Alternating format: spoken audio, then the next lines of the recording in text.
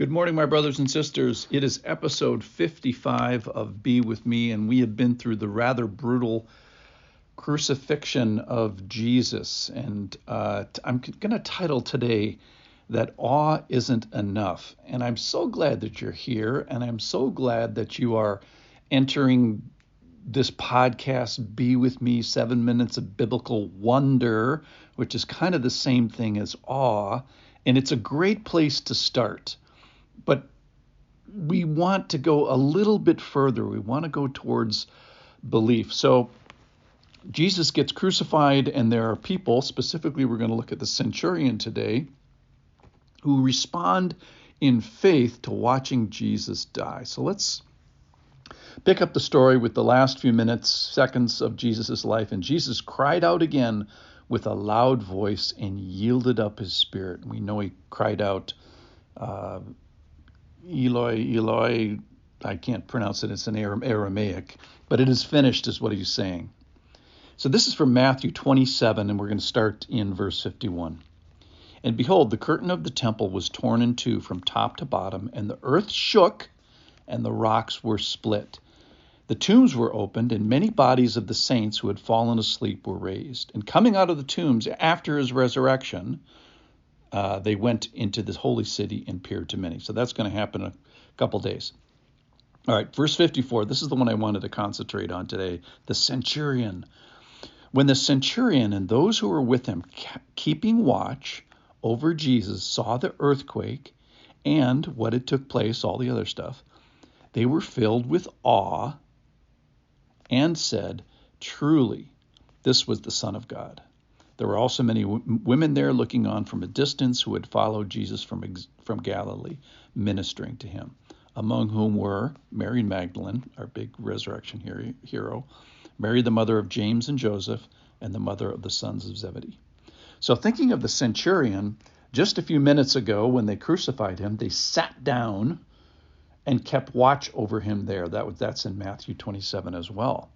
And then later on we find out that they had stood up and were mocking Jesus.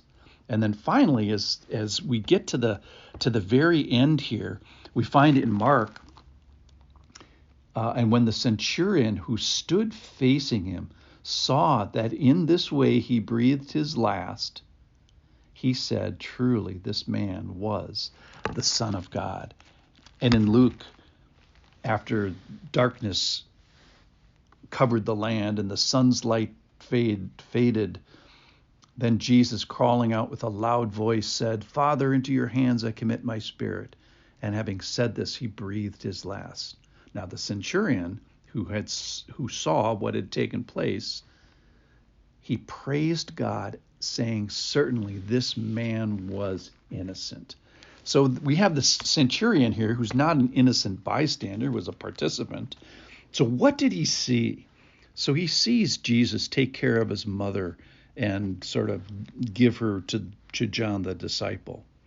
The centurion saw Jesus forgive his tormentors, which probably included himself since he was the guy in charge. And he saw, if he was involved in the procession to the cross, he saw that Jesus encouraged the daughters of Jerusalem. And whatever happened with the Father, whether the Father withdrew himself or was very present with Jesus in a present way, he didn't have to debate that because he saw it. He knew it. And then most importantly, I think, is he saw how Jesus suffered. So 1 Peter chapter 2 talks about that. He did not revile when he was reviled. And he was an experienced crucifixion guy, very likely. And Jesus here is leaving his followers an example about how you suffer. And when he suffered, he didn't threaten it, but he continued to entrust himself to the Father.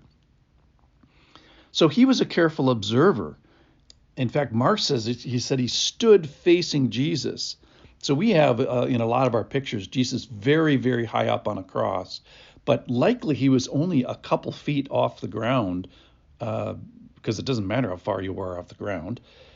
And when he stood facing him, he was almost face to face with Jesus, maybe just a like a super tall guy, like somebody from the NBA, you'd stand facing face to face with them.